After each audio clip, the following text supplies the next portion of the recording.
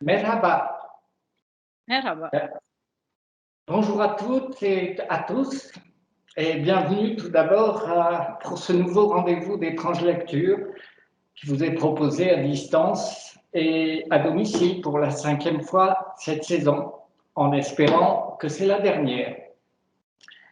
Ce rendez-vous est organisé grâce au partenariat déjà bien établi depuis plusieurs années avec nos amis du Festival Horizon Printemps au Proche-Orient.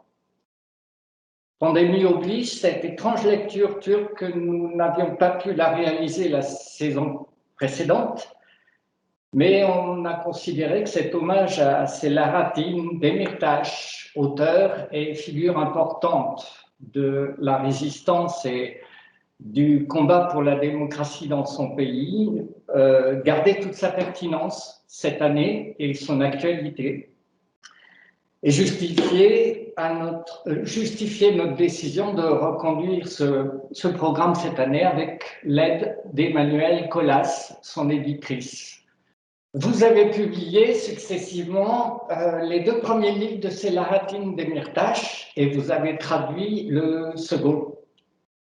Et ces 2 recueils de nouvelles qui représentent les premiers pas, si je me rappelle bien, de Selahattin Demirtas en littérature, ont été écrits en prison et publiés non sans difficulté dans des conditions sur lesquelles on va très vite revenir. Mais avant tout, et tout d'abord, j'aimerais bien que vous nous parliez de votre itinéraire personnel et de ce qui vous a amené au métier d'éditrice. Alors, bonjour à tous.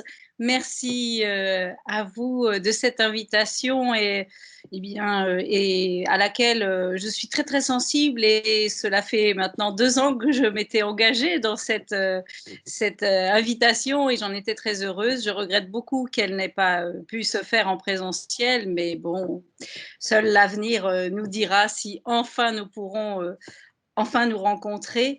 C'est important pour moi, en effet, de continuer à veiller et à défendre Selahattin Demirtas, parce que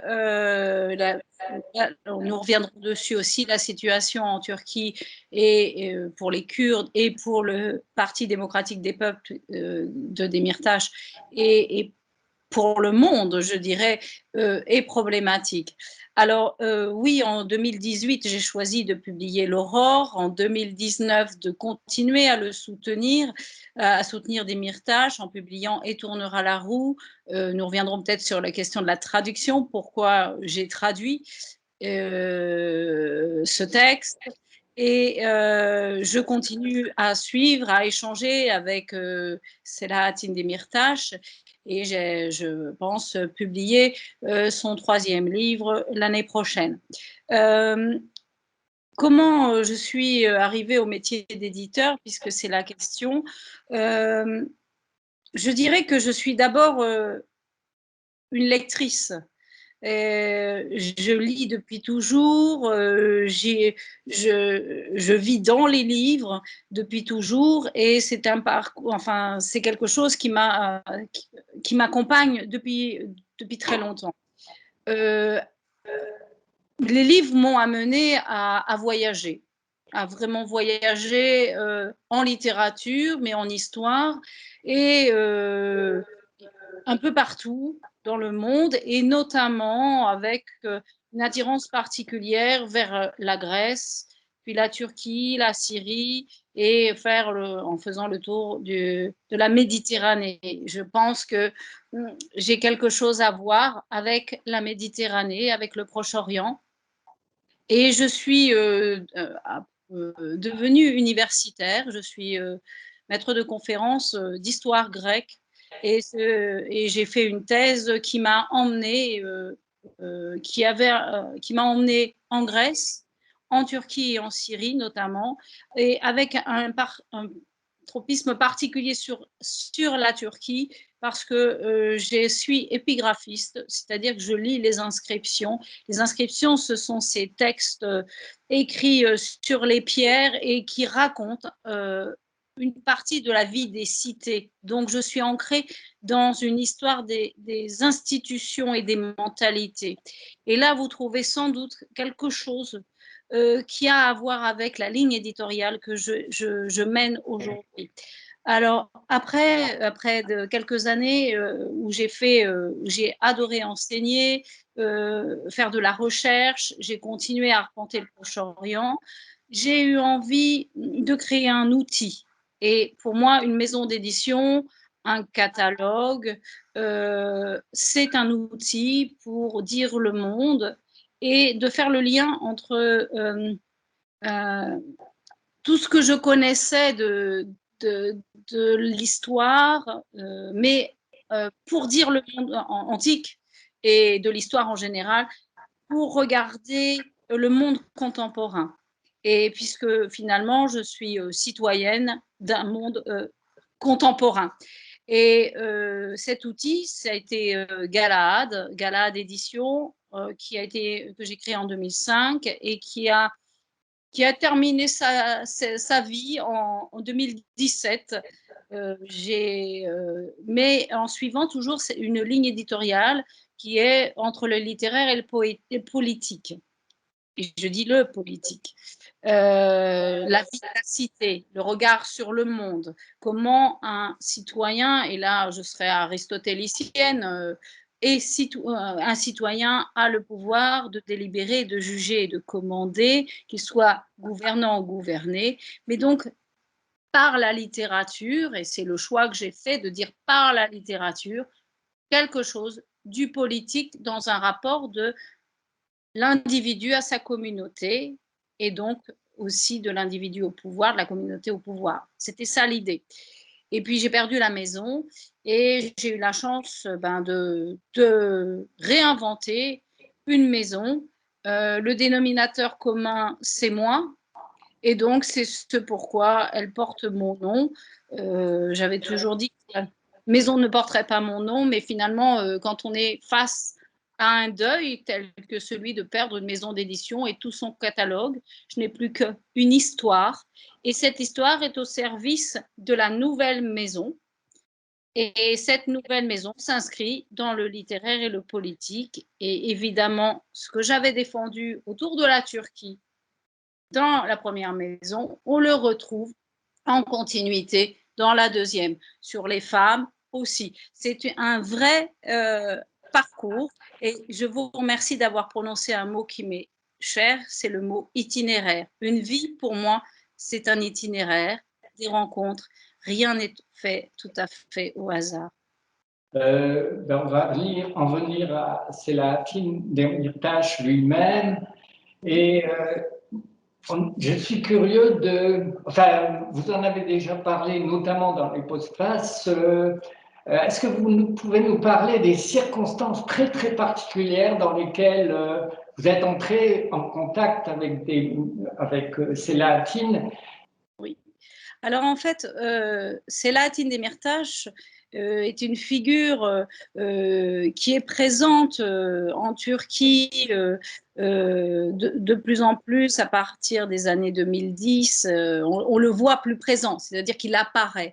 Et en 2015, il est vraiment à la tête du HDP, le HDP pour nous, c'est-à-dire le Parti démocratique des peuples. 2015 marque pour le HDP un moment important puisque c'est un moment où ce parti devient le troisième parti de Turquie, un parti qui porte un projet pour la Turquie dans toute sa diversité, dans toute son histoire, dans toutes ses langues, dans toutes ses cultures et pour tous les genres. C'est un parti éminemment féministe qui prend en compte évidemment les homosexuels, mais aussi toutes les minorités. La Turquie étant cet État créé à partir de la fin de l'Empire ottoman, c'est un État mais dont l'histoire une nation dont l'histoire ne reposait pas sur la turcité et le sunnisme comme ce que l'on a affirmé quand on l'a créé. Il y avait des Grecs, il y avait des Juifs, il y avait des Arméniens, il y avait des Kurdes, il y avait des gens beaucoup de l'ex-Yougoslavie, il y avait des gens très très mélangés, des Yézidis, etc. Et donc des langues différentes, des religions différentes, des cultures différentes. Et donc pour moi, qui est depuis plus de 30 ans et travaillé en Turquie ou avec la Turquie, ou plutôt, je dirais, dans des domaines différents, quand j'ai vu créer ce HDP et Selahattin, et j'ai écouté Demirtas parler, et j'ai vu comment dans ce parti se réunissaient des gens extrêmement divers, Turcs et Kurdes, Arméniens et autres, pour un projet politique pour la Turquie, pour un pays vers la démocratie, la liberté, la paix, en fait qui défend les valeurs de l'humanisme, humanistes qui sont les miennes. Évidemment, je l'ai écouté. Il est venu en France en 2015. Il n'a pas forcément été reçu par les politiques, mais certains étaient là et il est venu en France. Et pour moi, c'était un grand espoir. Et quand, après le putsch de 2016, Erdogan en a profité pour faire ce qu'il avait déjà préparé, à savoir essayer supprimer le plus possible l'opposition dans son pays pour établir un État de plus en plus totalitaire et qui empêche toute opposition, eh bien, j'ai vu avec une très grande tristesse, en fait, Selahattin Demirtas être enfermé, alors que c'était un parlementaire. Et puis, tous ceux qui ont suivi. Et j'ai su, à ce moment-là, qu'il écrivait. C'était une rumeur, cette écriture. Et on imaginait bien que ça serait un manifeste politique. Ça ne pouvait être que ça. Mais on a oublié une chose, c'est Selahattin Demirtas est un grand conteur, c'est un avocat des droits humains, c'est quelqu'un qui, en tant que politique, a traversé vraiment tout son pays, a été très à l'écoute, c'est quelqu'un qui a de vraies valeurs humaines et qui a beaucoup d'empathie. Et son livre, L'Aurore, comme et tournera la roue, en témoigne. Et là, j'ai lu évidemment Seher en turc, L'Aurore. Et à ce moment-là, moi, j'ai perdu ma maison d'édition. Je ne pouvais plus rien faire. J'ai attendu et j'ai espéré que quelqu'un viendrait enfin, supporter vraiment ce combat. Et une fois que j'ai créé les éditions Emmanuel Colas, l'un des premiers textes que j'ai eu envie de publier, c'était ce texte-là. Et là, eh bien, j'ai écrit tout simplement à Selahattin Demirtas en me présentant, en lui disant en quoi je croyais entre les lignes, en lui disant le maximum de choses et en lui disant que j'avais déjà publié des textes de littérature turque et j'estimais que c'était le moment et que moi j'étais prête à me mettre au service de ce combat, de ces valeurs, puisque j'avais les mêmes, mais donc en publiant L'Aurore. Voilà, et nous avons entretenu une correspondance qui n'est pas forcément évidente, qui prend du temps, qui est complexe. Il faut imaginer toutes les complexités. Selahattin a dédié le premier, L'Aurore, à toutes les femmes et à toutes celles qui sont victimes de violences. Donc il rend hommage au courage et au sacrifice, mais aussi à la force de résistance des femmes en Turquie. Il y a plusieurs personnages très, très marquants dans toutes les nouvelles. Je pense notamment à la nouvelle éponyme Seher, qui est magnifique, mais c'est tout particulier. Donc il y a les femmes d'un côté, et d'un autre côté, il y a les figures masculines qui, au contraire, sont des figures plutôt faibles. Oui, alors, en fait, ce n'est pas par hasard si Céllo dédie ce premier texte aux femmes, cela s'inscrit déjà dans le fait que, voilà, il est, je dirais, féministe, comme beaucoup des gens qui constituent le HDP, le Parti démocratique des peuples. C'est l'une de leurs caractéristiques, d'autant plus que peut-être on ne le sait pas, mais c'est un parti où vous n'avez pas un président, mais vous avez un président et une présidente, ou une présidente et un président, comme vous voulez, et que tous les maires élus et tous les représentants de ce parti sont toujours un homme et une femme. De façon, donc, c'est quelque chose qui s'inscrit là-dedans. Par ailleurs, on sait que la Turquie est un grand pays dans lequel il y a des villes, mais il y a aussi l'Anatolie qui peut être, par certains endroits, extrêmement ancrée encore dans la tradition, le patriarcat. C'est vrai chez les Turcs, mais aussi chez les Kurdes, quand on pense à toutes les femmes qui ont pris les armes pour se battre à un moment ou à un autre, ou sont entrées en politique, elles entrent en politique dans un monde où finalement c'est un moyen aussi de gagner une liberté et de ne pas être enfermé dans un système patriarcal et traditionnel extrêmement dur.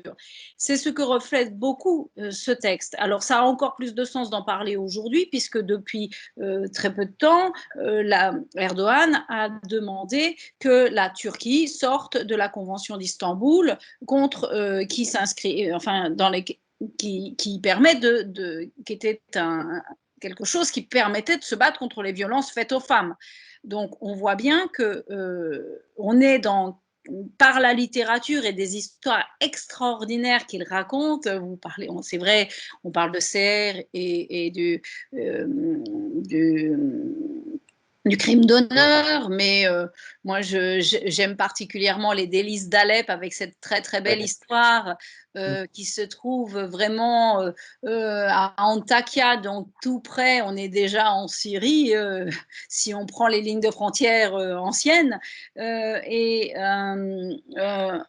où on parle du mariage forcé ou du mariage arrangé, ou je pense aussi dans le texte de Et tournera la roue, le centre commercial, que je crois vous avez choisi de faire lire, qui est un texte extraordinaire où on voit vraiment que les femmes doivent se battre. Il y a plein de femmes qui apparaissent, à la fois de toutes les communautés, de tous les niveaux sociaux, vraiment de la campagne, la ville, qui sont des personnages éminemment forts en résistance. Et c'est à elles que dédié ce livre, et c'est elles qui réapparaissent encore d'une manière ou d'une autre dans Et tournera la roue.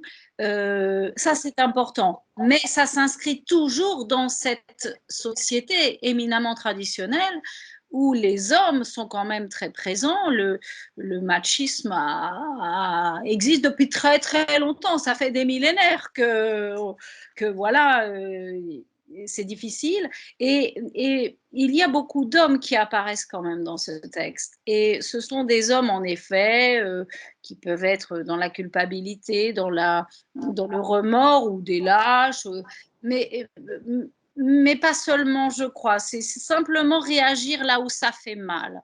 C'est là où on reconnaît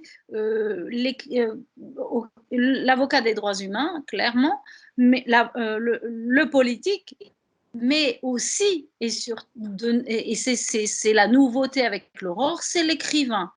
L'écrivain qui a à dire quelque chose sur le monde, puisqu'il est enfermé, il n'a pas, il va échapper à ce vide qui est le vide carcéral terrible qu'on a dans un des textes de Et tournera la roue. Le vide carcéral la métaphore, ça passe par la mer et la noyade.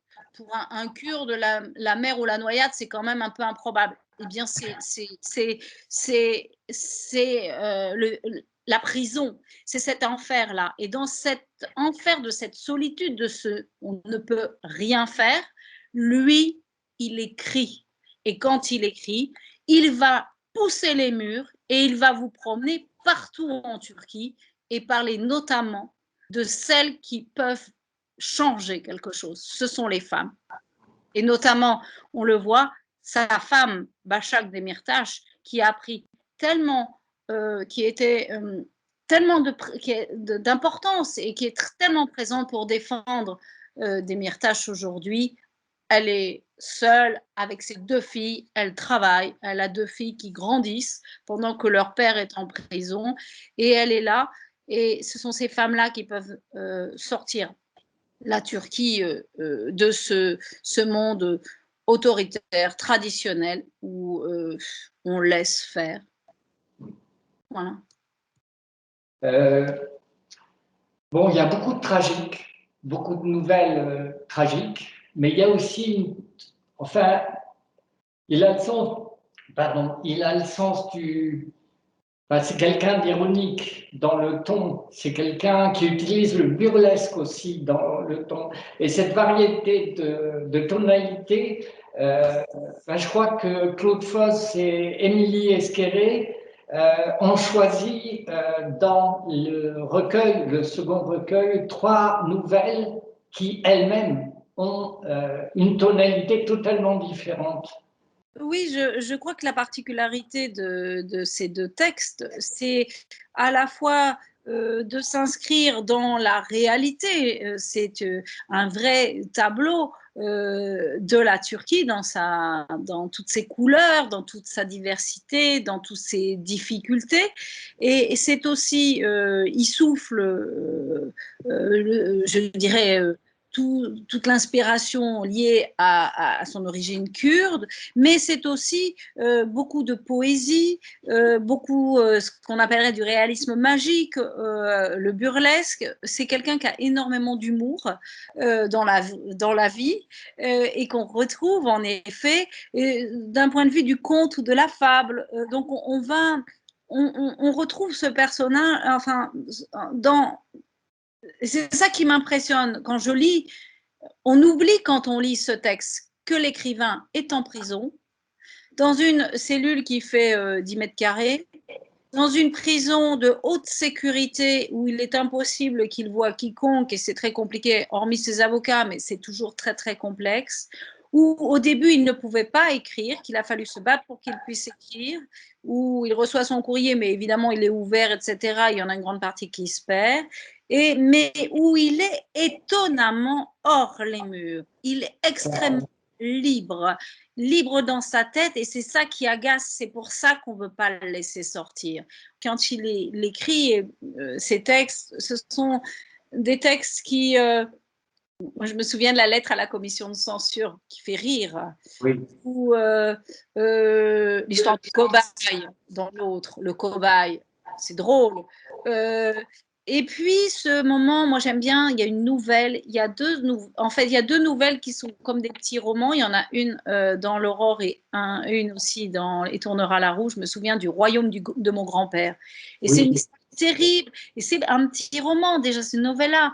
Et à la fois beaucoup de tendresse, il dénonce les choses, mais il y a beaucoup d'amour, il y a beaucoup d'humour. C'est étonnant, c'est le personnage. Moi, je rêve d'une chose un jour, c'est de pouvoir échanger avec lui et d'échanger, voilà, au-delà de tout ça. Sans doute, s'il sort, il n'en aura pas le temps, mais ce n'est pas grave. Je crois que c'est ça aussi, de porter quelqu'un qui, en prison, se tient réellement à une colonne vertébrale et il est droit, mais droit à un point extraordinaire, je trouve, et il garde, et ça se sent dans son écriture, la distance que permet l'humour, l'ironie ou autre, en aimant profondément son pays, je dirais, et en étant fidèle à ses valeurs. Voilà. Donc oui, et moi j'aime les choix et je note toujours au fur et à mesure de la vie de ces 2 livres en France, ce que choisissent à chaque fois les intervenants, les comédiens, les organisateurs des festivals, les modérateurs. C'est parce que c'est jamais les mêmes. Et ce sont pour moi, c'est toujours un cadeau. Et pour lui aussi. Pour conclure, est-ce qu'il y aura d'autres, je suppose qu'il va continuer Oui, dans la fiction en particulier. tout à fait. Il a écrit un autre livre qui s'appelle Leylan, qui est un roman. Et je travaille en ce moment sur la manière dont nous allons le publier en français, parce que selon les textes, c'est plus ou moins facile. Quelquefois, c'est toujours la difficulté quand on a des textes étrangers, c'est de savoir s'ils vont rencontrer leur public ou comment et à quel moment c'est le plus opportun. Donc, je travaille là-dessus. Par ailleurs, il continue d'écrire. Il a toujours écrit, en fait, même si le temps de la prison était peut-être le temps de la vacance Oui. qui a permis l'écriture. Il continue d'écrire, mais en ce moment, il est quand même très, très pris par quelque chose qui est très, très fort ennuyeux. C'est que, vous le savez sans doute, le 26 avril dernier a commencé un très grand procès, le procès dit de Kobané, où 108 dirigeants du HDP, que ce soit des parlementaires, des maires ou des dirigeants donc, de ce parti, risquent 100 ans de prison pour avoir organisé en octobre 2014 des manifestations de sympathie, de soutien aux combattants kurdes qui se battaient contre Daesh à Kobané. Et donc, on peut, à vrai dire, rien leur reprocher, sauf si le pouvoir qui leur reproche cela avait quelque chose à voir avec Daesh.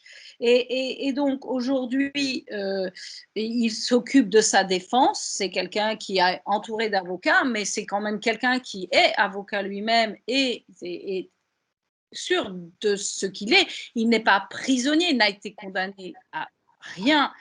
Aujourd'hui, il peut sortir demain et il faut qu'il sorte. Simplement, aujourd'hui, le pouvoir autoritaire, d'abord, a commencé un procès d'interdiction, a commencé une procédure d'interdiction du HDP. L'important, c'est de supprimer toute opposition et par tous les moyens.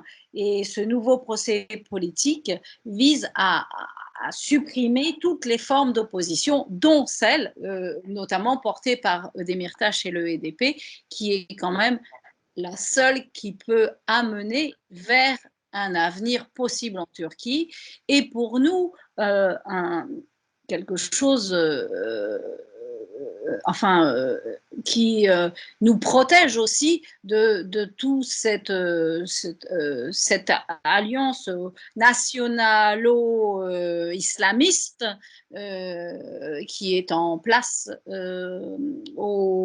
en Turquie. Et donc, en ce moment, je pense qu'il est aussi occupé beaucoup à ça parce que c'est essentiel. Sinon, qu'est-ce qu'on va faire? Et moi, c'est ce pourquoi aussi je travaille en ce moment pour le soutenir, quoi qu'il arrive, pour montrer que, voilà, on est là, on est toujours là, malgré tout. Et c'est en cela que je vous remercie beaucoup de ne pas l'oublier, parce qu'on a besoin d'être ensemble pour tenir.